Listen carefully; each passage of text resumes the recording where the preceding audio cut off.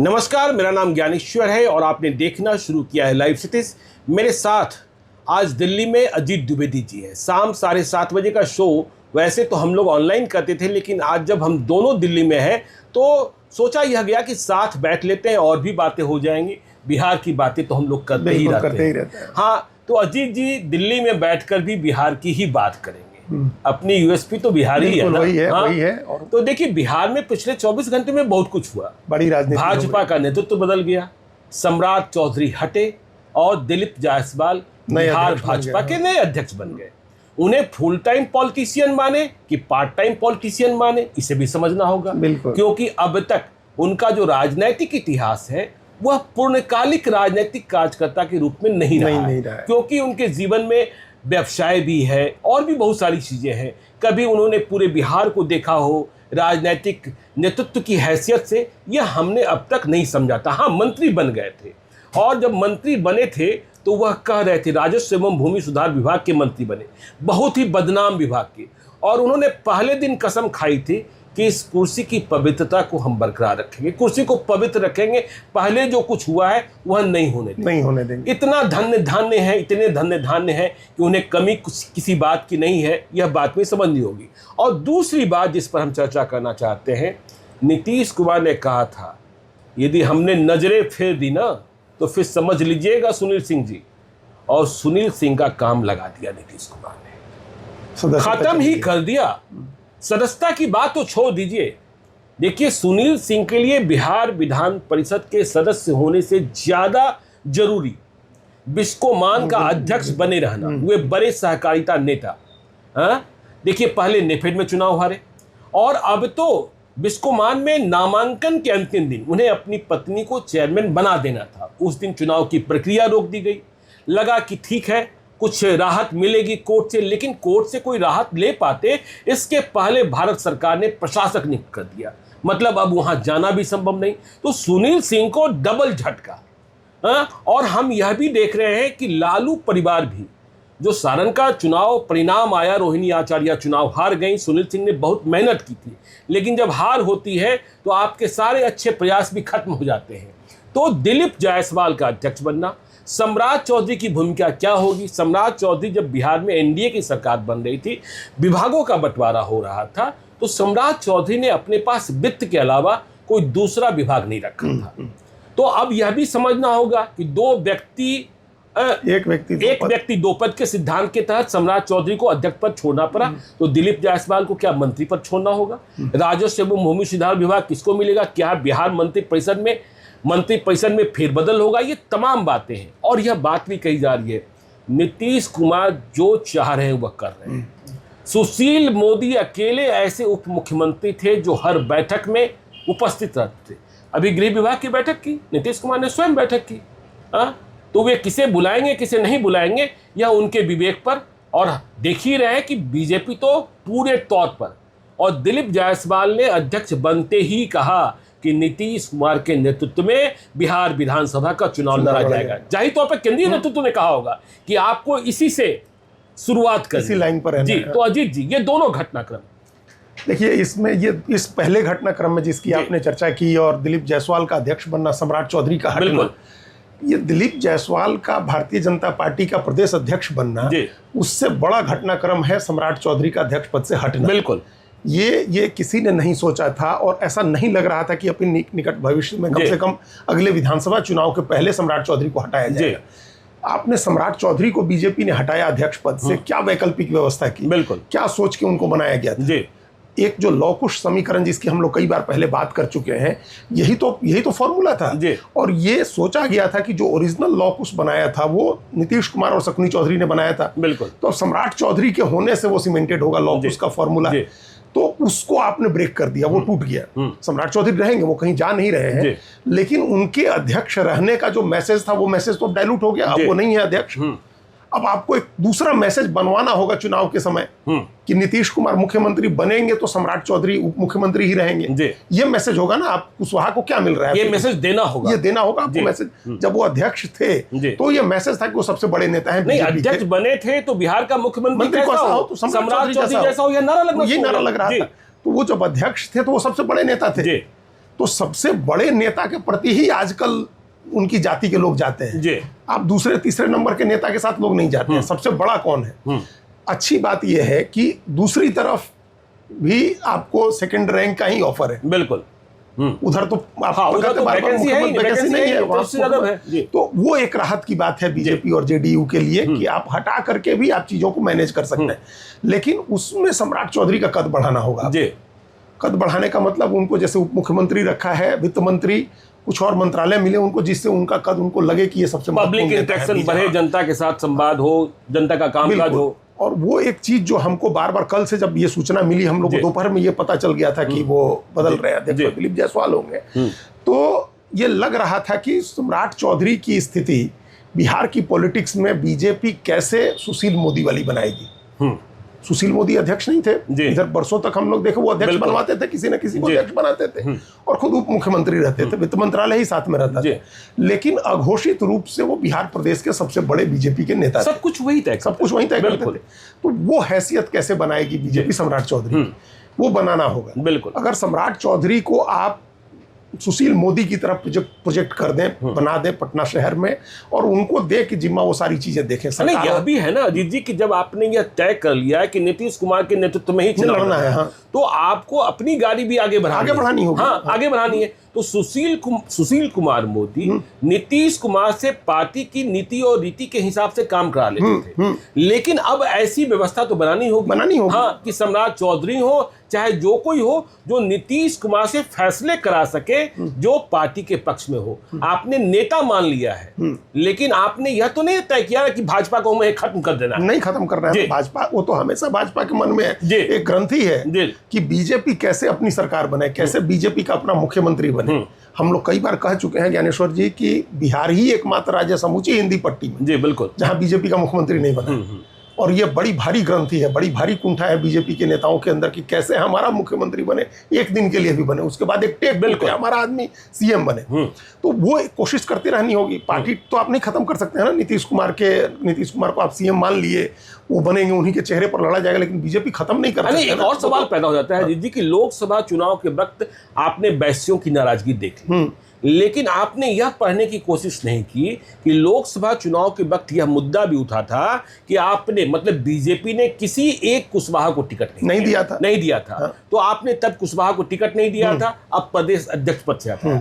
तो सम्राट चौधरी को कैसे बैलेंस करेंगे? हम लोगों ने कहा था कि देखिए उपेंद्र कुशवाहा और सम्राट चौधरी दोनों न किसी को छोड़ा जाएगा न किसी को छेड़ा जाएगा। और इस बात की संभावना दिख रही थी कि ये उप मुख्यमंत्री बने रहेंगे, लेकिन अध्यक्ष बदलेंगे, लेकिन वक्त लगेगा। लेकिन वक्त के पहले फैसला हो गया।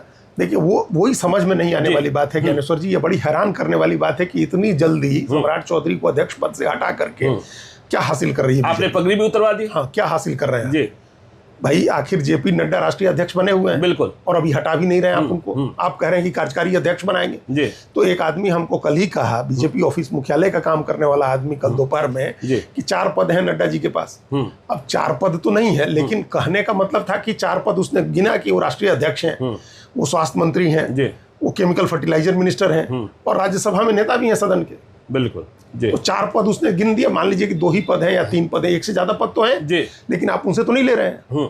वो तो सारे पदों पर रहेंगे अभी। और कार्यकारी अध्यक्ष बनाने की बात हो रही है कि 4 राज्यों के विधानसभा चुनाव है, तो कार्यकारी अध्यक्ष तब तक रहेंगे, उसके बाद उनको हटाया जाएगा, उसके बाद उनकी जगह कोई नया लेगा। तो ये प्रयोग आप बिहार में क्यों नहीं कर सकते थे? बिहार में भी आप कार्यकारी अध्यक्ष कोई बना देते इनके साथ या इनको अभी सबको पता है कि चुनाव पहले हो सकता है, वहां अगले साल जनवरी में चुनाव हो सकता है, आपके पास 6 महीने का समय है और आपने अध्यक्ष बदल दिया। एक ऐसा अध्यक्ष जिसको आपने एस्टैब्लिश किया, एक लीडर के तौर पर एस्टैब्लिश किया। अध्यक्ष तो बहुत लोग होते हैं, पार्टी के होते हैं, चले जाते हैं। एक लीडर के तौर पर आपने एस्टैब्लिश किया जिस नेता को, उसको आपने चुनाव के पहले हटा दिया। अभी 4 सीटों के उपचुनाव होने हैं, उसके बाद विधानसभा का चुनाव जल्दी होना है। और आपने कहा कि अगर कुशवाहा वोट टूटे थे लोकसभा चुनाव में, तो उसमें तो बीजेपी नेतृत्व को अपनी गलती भी देखनी चाहिए कि आपने एक भी टिकट नहीं दिया कुशवाहा को। वैश्य की नाराजगी दिख गई आपको, आपने वहां भी वैश्य के टिकट काटे थे, आपने 2 सीटों पर टिकट काट दी। बिल्कुल, रमा देवी की भी टिकट काटी और सुनील कुमार पिंटू की भी, तो वहां भी गलती की, तो वो वैश्य की नाराजगी थी। तीसरी बात, आपने वैश्य अभी इतने वर्षों तक बना करके संजय जायसवाल को अध्यक्ष बना करके रखा, तो क्या हासिल हुआ? पार्टी मजबूत हुई, पार्टी का आधार मजबूत हुआ, नए लोग जुड़े, नेता जुड़े, नया वोट वर्ग जुड़ा। अरे वो ये तो नहीं हुआ जी। तो फिर किस प्रयोग के तहत आप दिलीप जायसवाल को ले आ रहे हैं? संजय जायसवाल तो फिर भी एक बड़े नेता के तौर पर एस्टैब्लिश थे, एमपी थे, और उनके पिताजी कई बार के नेता, वो कई बार के एमपी थे, डॉक्टर मदन जायसवाल। उनकी अपनी प्रतिष्ठा सम्मान था, उनका प्रदेश के लोग जानते थे। आपने दिलीप जायसवाल को नहीं, मैं दिलीप जायसवाल पर आऊं। देखिए, बीजेपी हमेशा चौंकाने वाले नाम को सामने बिल्कुल ले आती है। जब सम्राट चौधरी को भी अध्यक्ष बनाया गया तो किसी को उम्मीद ही नहीं थी कि कोई दूसरी पार्टी से आया हुआ नेता, जिसे बहुत साल नहीं हुए हैं, उन्हें बिहार भाजपा का अध्यक्ष बना दिया जाएगा। यह पहला प्रयोग था। लेकिन हुआ कि देखिए, लव कुश समीकरण को तोड़ना है, तब नीतीश कुमार महागठबंधन की सरकार चला रहे थे, उधर ही थे, तो सम्राट चौधरी को बनाया गया। लेकिन जब सम्राट चौधरी के बदले किसी वैश्य को बनाए जाने की बात हो रही थी तो संजीव चौरसिया का नाम चल रहा था, गंगा प्रसाद के बेटे। नाम चल, जो उत्तर प्रदेश के सह प्रभारी भी हैं, और नाम चल रहा था राजेंद्र गुप्ता का, जो लंबे समय से संगठन का काम करते आ रहे हैं। लेकिन अचानक से जो हमने कहा चौंकाने वाला नाम, तो देखिए दिलीप जायसवाल, हमने पहले ही कहा कि देखिए अब तक वे पार्ट टाइम पॉलिटिशियन रहे हैं। यह ठीक है कि सीमांचल में उन्होंने और अशोक अग्रवाल ने, दोनों ने सींचा है बीजेपी को। जब भी किशनगंज में कोई बैठक हो, अमित शाह जाएं, तो दिलीप जायसवाल से इंटरेक्शन, और इसका फायदा उन्हें मिल गया।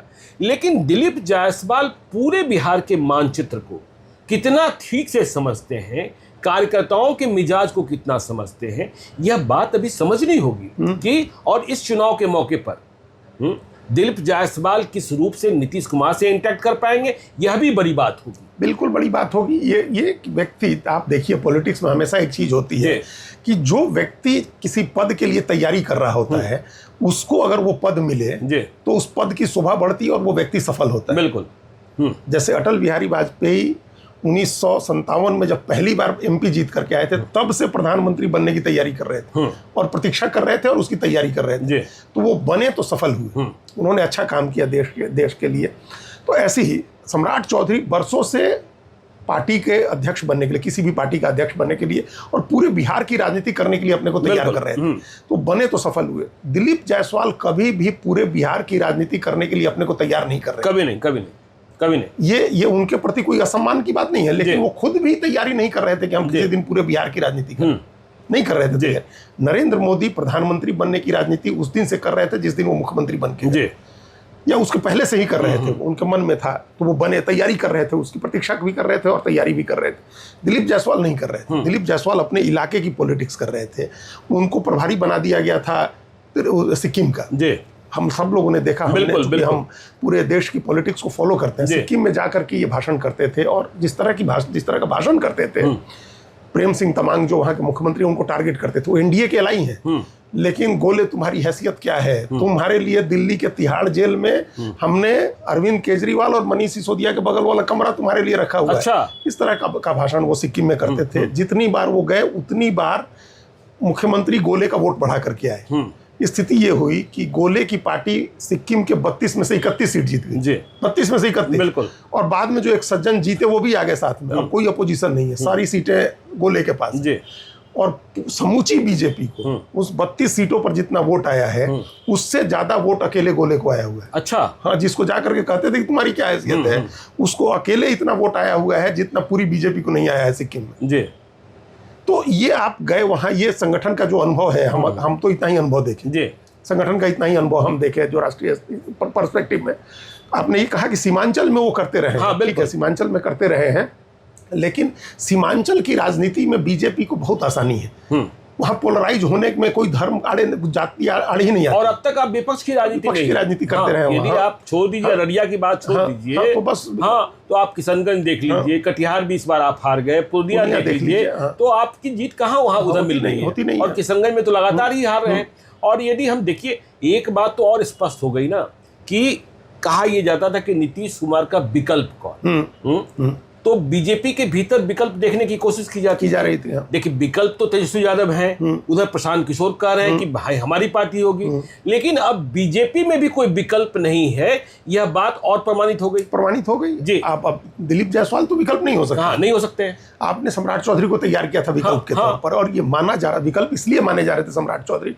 सम्राट चौधरी एज अ लीडर अपने उन्होंने जो मेहनत की थी, अपनी जो छवि बनाई थी वो बनाई थी, लेकिन एक चीज जो उनके साथ थी वो ये थी कि ये माना जा रहा था कि लव कुश के बाद अब कुश की बारी, बिल्कुल कुशवाहा की ही बारी है, यादव के बाद कुर्मी, कुर्मी के बाद अब कोयरी की बारी। और वो कास्ट बहुत एस्पायरेशनल कास्ट है इस समय पॉलिटिक्स को लेकर के, सबसे एग्रेसिव कास्ट है, सबसे ज्यादा टैक्टिकल वोटिंग करने वाला कास्ट है, और वो एस्पायर कर रहा है कि सीएम का पद उसको मिले। तो उस क्राइटेरिया में सम्राट चौधरी फिट हो रहे थे, और आपने बिल्कुल सही समय पर उनको आगे कर दिया, उनको अध्यक्ष बना दिया, उप मुख्यमंत्री बनाया, उनको कद दिया, उनको बड़ा कद बढ़ाया। अब फिर आपने कद का उनको छोटा करने की कोशिश शुरू कर दिया आपने। एक आध चुनाव में, किसी एक चुनाव में कम वोट होना ये कोई बड़ी चीज नहीं है, हर बड़े नेता को झटका लगता है। और हम लोग कितनी बार चर्चा कर रहे थे कि और आप देखिए विरोधी जो है तेजस्वी यादव जो है उस कास्ट को अपने करीब लाने की कोशिश कर रहे हैं। लोकसभा में अधिक टिकटें दिया, अभय कुशवाहा को लोकसभा में संसदीय दल का नेता बना दिया। तो देखिए चुनौतियां तो बड़ी होती जा रही हैं, बड़ी होती जा रही हैं। और जब इनकी टीम तैयार होगी, देखिए जब सम्राट चौधरी ने अपनी टीम बनाई थी तब भी, और देखिए यह भी सही है कि बिहार भाजपा में कई गुट हैं। संजय जायसवाल का गुट अलग है, नित्यानंद राय का गुट अलग है, इसके बाद आप देख ही रहे हैं सम्राट चौधरी का गुट अलग है। अब ये नया गुट पैदा होगा, और सबसे पहली चुनौती तो मुख्यमंत्री के साथ समन्वय होगा। और देखिए आपने उस विभाग को छोड़ा जिस विभाग को आप कह रहे थे कि हम ठीक करेंगे। वहां का भी घटनाक्रम देखा कि के पाठक को वहां मुख्यमंत्री ने तैनात किया था, वे योगदान ही नहीं करने गए। और आप इधर कह रहे थे हम जितने सीओ हैं भ्रष्ट हैं उन्हें निपटा देंगे, निपटाने में लगे भी थे, लेकिन निपटाने के पहले ही आप अध्यक्ष बन गए, एक कुर्सी तो छोड़नी ही पड़ेगी। हाँ, ये तो बड़ा सवाल है। ये बड़ा सवाल है। ये जो आपने कहा ना कि मुख्यमंत्री के साथ कोऑर्डिनेशन में बड़ी समस्या आएगी। देखिए सम्राट चौधरी के साथ एक एडवांटेज था कि नीतीश कुमार, चाचा कहते थे नीतीश कुमार को, उनके पिता के दोस्त भी थे, और लंबा अनुभव हो गया। एक समझिए एक बड़े मजाक में ही ये बात कही जाती थी, कई बार सम्राट चौधरी ने भी कही है कि नीतीश कुमार को छोड़कर, नीतीश कुमार के बाद उस मंत्रिमंडल में सबसे सीनियर मिनिस्टर सम्राट चौधरी थे। सबसे पहले से मंत्री हैं वो, 24-26 साल से मंत्री हो रहे हैं। प्रेम कुमार को भी मान सकते हैं आप, वो भी मान लीजिए हो गया, एक आध कोई आदमी होगा। ये सबसे सीनियर मिनिस्टर, और ये सबसे जूनियर मिनिस्टर, ये पहली बार ही दिलीप जायसवाल मंत्री बने हैं। तो ये कोऑर्डिनेशन की समस्या आएगी नीतीश कुमार के साथ। आप नीतीश कुमार के मिजाज को भी समझना होता है। जो व्यक्ति नीतीश कुमार के मिजाज को समझ रहा हो, सम्राट चौधरी 30 साल से समझ रहे हैं, उससे भी ज्यादा समझ वो बचपन से देख रहे हैं, और इनको समझना होगा। अभी नीतीश कुमार के आसपास को जो सिस्टम है उस सिस्टम को भी समझना होगा, क्योंकि कोऑर्डिनेशन तो उनके साथ करना है दिलीप जायसवाल को। बिल्कुल। तो दिलीप जायसवाल की चुनौतियां बहुत है। बीजेपी का जो आपने कहा कि कई गुट है, उन सारे गुट को साधने का भी एक जिम्मा होगा।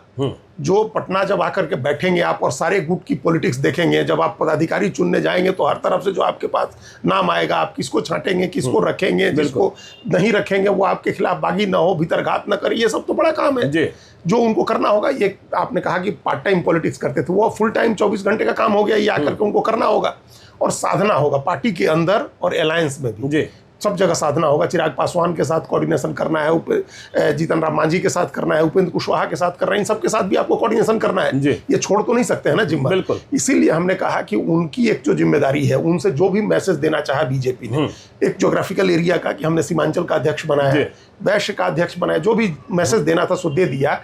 लेकिन अब सम्राट चौधरी और कुशवाहा का मैसेज डायलूट नहीं होना चाहिए। बिल्कुल, क्योंकि तेजस्वी यादव की नजर उस वोट पर है सबसे ज्यादा, और वो वोट इतना एग्रेसिव, इतना टैक्टिकल वोटिंग करता है, उतना टैक्टिकल कोई वोटिंग नहीं करता। एक और आग लगी हुई है ना कि देखिए केंद्रीय मंत्रिपरिषद का गठन हुआ। बिहार में सबसे अधिक बीजेपी के राजपूत सांसद 2 तो हार ही गए थे, फिर भी 5 थे। लेकिन आपने बिहार से किसी राजपूत को नहीं बनाया। और देखिए अब हम दूसरे चरण की बात करें इसी कार्यक्रम में, सुनील सिंह की। देखिए नीतीश कुमार के बारे में कहा जाता है, नीतीश कुमार स्वयं कहते हैं कि न मैं किसी को बचाता हूं न मैं किसी को फंसाता हूं। लेकिन मौके मौके पर नीतीश कुमार यह सिद्ध करते रहते हैं कि जो मुझे छेड़ता है उसे मैं छोड़ता भी नहीं। ठीक बात है, हम करते हैं। तो सुनील सिंह को तो निपटा दिया नीतीश कुमार ने। और सुनील सिंह ठीक है दायरा तोड़ रहे थे, दायरा से आगे बढ़ रहे थे, मतलब ऐसी बातें भी कह देते थे जो नहीं कहा जाना चाहिए था, सुचिता के भी खिलाफ था, लेकिन सीधी लड़ाई। और देखिए कई बार ये किस्से कहानियां सुनी जाती है। जब रघुवंश प्रसाद सिंह भी बोला करते थे, रघुवंश प्रसाद सिंह से किसी ने पूछा था भरोसे में कि आप क्यों बोलते रहते हैं नीतीश कुमार के खिलाफ इतना, तो उन्होंने साहब की ओर इशारा किया था, हमसे क्यों कह रहे हैं, ये जो कहते हैं हम बोल देते हैं। तो लालू यादव, और देखिए लालू यादव के परिवार से सुनील सिंह कितने करीब, राबड़ी देवी राखी बांधती। भाई, अब साधु यादव सुभाष यादव भाई नहीं थे, सुनील सिंह ही भाई थे। और सुनील सिंह एमएलसी से बड़े सहकारिता नेता। अब तो देखिए एमएलसी भी गया और उधर बिस्कोमान, हाँ, पटना की सबसे बड़ी इमारत में बैठने का जो सुख प्राप्त था, ठीक है, वह अदालती मुकदमा जीत ले, लेकिन यह झटका, और नीतीश कुमार ने यह झटका एक दिन दिया। नीतीश कुमार जब उन्हें कोई छेड़ता है तो छोड़ते नहीं। बिल्कुल बिल्कुल ठीक बात है। और हम लोग तो इस बात पर कितनी बार चर्चा किए हैं कि नीतीश कुमार का विरोध करके आप ना आरजेडी में सुरक्षित है, ना बीजेपी में सुरक्षित है, ना जेडीयू में सुरक्षित है, ना कांग्रेस में सुरक्षित, कहीं बिहार की राजनीति में आप कहीं सुरक्षित नहीं। नीतीश कुमार से अगर आपका पंगा होगा, और नीतीश कुमार ने मान लिया कि पंगा है, तो ये इन्होंने जानबूझ करके नीतीश कुमार के खिलाफ कैंपेन शुरू किया। बिल्कुल। और आपने जैसा कहा ना कि इन्होंने जो न्यूनतम जो शुचिता जिसका ख्याल रखना चाहिए था, न्यूनतम मर्यादा जो ख्याल रखना चाहिए था, वो भी नहीं रखा।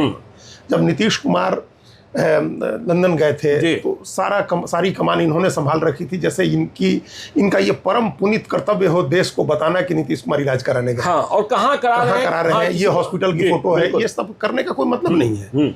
नेता आज ही आपने देखा ना, उन्होंने आज फेसबुक पर पोस्ट किया कि सबसे अमीर घराने ने उन्हें इसलिए नहीं बुलाया कि वे जाते तो वहां सेक्स का ज्ञान देने लगते। बताइए, तो ये तो सीमा का उल्लंघन है, एकदम सीधे सीमा का उल्लंघन है। एक तरह का फ्रस्ट्रेशन है, आपकी कुंठा है, आप एक फ्रस्ट्रेशन में ये बातें कह रहे हैं। बिल्कुल। नीतीश कुमार के बारे में सबको पता है कि नीतीश कुमार को कोई भी देश का सबसे बड़ा उद्योगपति हो या दुनिया का सबसे बड़ा उद्योगपति हो, वो अपना पैसा, अपनी ताकत दिखा करके नीतीश कुमार को नहीं आकर्षित कर सकता। नीतीश कुमार उसकी तरफ नहीं जा सकता। दुनिया का ही सबसे अमीर क्यों नहीं, नीतीश कुमार को कोई मतलब नहीं। जिनको व्यवस्था करनी है वो करें, नहीं करनी है मत करें। नीतीश कुमार के पास तो एक समय ऐसा था कि हेलीकॉप्टर से उड़ने के पैसे नहीं थे, मुख्यमंत्री की कुर्सी पर थे। बिल्कुल। तो उसे नीतीश कुमार को क्या फर्क पड़े। तो अमीर घराने के पास जाइए आप, जिनको पैसे की जरूरत है, जिनको पैसे का लोभ लालच है, जिनको ये लगता है कि कुछ हासिल हो जाएगा सबसे बड़े घराने के पास जाकर। राहुल गांधी भी नहीं गए। और देखिए ना, तो नीतीश कुमार को जिसको बचाना था, भीष्म सहनी ने शिकायत की। देखिए, इस शिकायत की शुरुआत भी सुनील सिंह नहीं की थी। रामबली चंद्रवंशी की सदस्यता, जो आरजेडी के ही एमएलसी थे, सुनील सिंह की शिकायत पर ही गई थी, तब पार्टी विरोधी मामला था। लेकिन इस बार भीष्म सहनी जेडीयू के एमएलसी ने शिकायत की, और शिकायत थी सुनील सिंह के खिलाफ और शिकायत थी कारी शोएब के खिलाफ। हाँ, लेकिन आचार समिति ने तरीके से कारी शोएब को बचा लिया। और सुनील सिंह की सदस्यता, कहा यह जाता है कि जब आचार समिति के सामने हाजिर हुए थे सुनील सिंह, तब भी वे आचार समिति की वैधता को ही चुनौती दे रहे थे। आप हैं क्या, हमें बुलाने वाले कौन होते हैं, हमारा दर्जा ये है। तो इससे भी आचार समिति के लोग आहत थे। तो पता नहीं क्यों ये नहीं करना चाहिए। देखिए, किसी भी पॉलिटिशियन को एक न्यूनतम मर्यादा का ख्याल रखना चाहिए है। और एक बात आप और समझिए, मतलब लोगों को समझना चाहिए कि जितने बड़बोले नेता हुए हैं, वो इस हसर, उनकी ये गति होती है, उनका हसर ये होता है। राजनीति में एक सीमा के ज्यादा से आगे बड़बोलापन बहुत काम नहीं आता है। और आप अपनी राजनीति चमका रहे हैं कि हम बड़े नेता को हम सूरज की तरफ थूक उछालेंगे, तो आपके मुंह पर गिरेगा ना। बिल्कुल। तो एक ये भी ट्रेंड चल पड़ा है कि जो सबसे बड़ा नेता है उसको गाली दो तो अपना कद भी बढ़ेगा।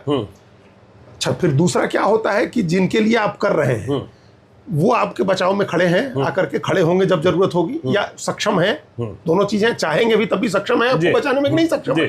तो ये देखते हुए अपनी पोजीशनिंग करनी चाहिए, एक सीमा का उल्लंघन नहीं होना चाहिए। जो आज का ट्वीट है या जो सोशल मीडिया का पोस्ट है, बहुत ही खराब टेस्ट में, बहुत बैड टेस्ट में है।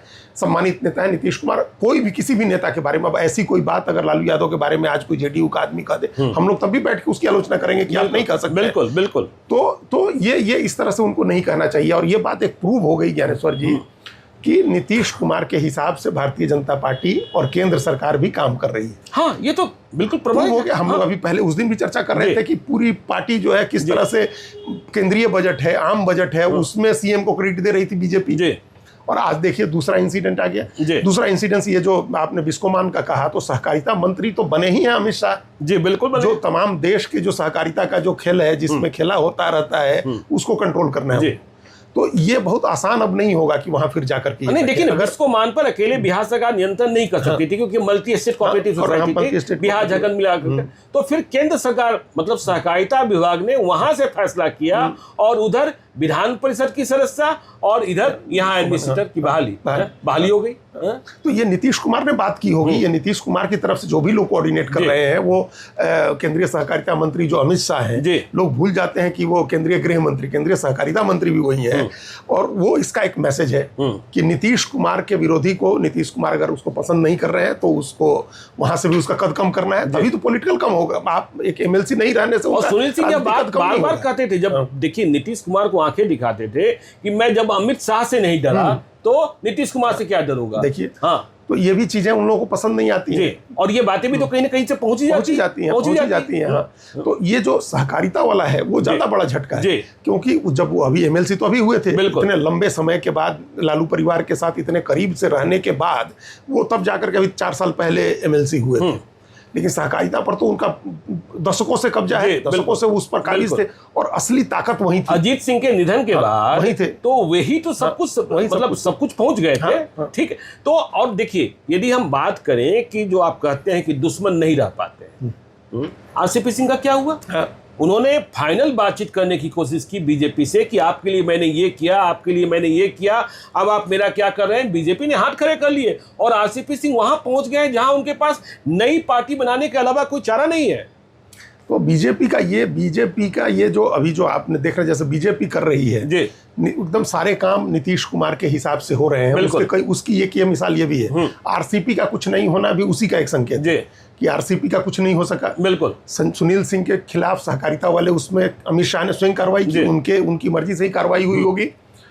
अब ये देखिए, ये भी कहीं ना कहीं ये अब इसको और डिकोड करना होगा इस बात को कि सम्राट चौधरी के हटने के पीछे कहीं नीतीश कुमार की ये बड़ा सवाल है, ये बड़ा सवाल है, इसे डिकोड करने की जरूरत है। इसको अभी थोड़े दिन के बाद पता चलेगा कि बीजेपी किस तरह से ट्रीट करती है, किस तरह से ट्रीट करती है सम्राट चौधरी को। अभी थोड़े दिन पहले तक की तो स्थिति ऐसी थी, जब ये लोग पहली बार 2020 में जीत करके साथ आए थे और सरकार बनी थी, तब ऐसा लग रहा था कि बीजेपी असर्ट कर रही है। बीजेपी काफी असर्टिव थी, 2 नए चेहरे लिया करके। देखिए, नीतीश कुमार हमेशा कंफर्टेबल थे सुशील मोदी के साथ, उनको नहीं बनाया गया, तारकिशोर प्रसाद और रेणु देवी बने। तो ये लगा कि बीजेपी असर्ट कर रही है, अपनी ताकत दिखा रही है और अपनी इंडिपेंडेंट पॉलिटिक्स कर रही है।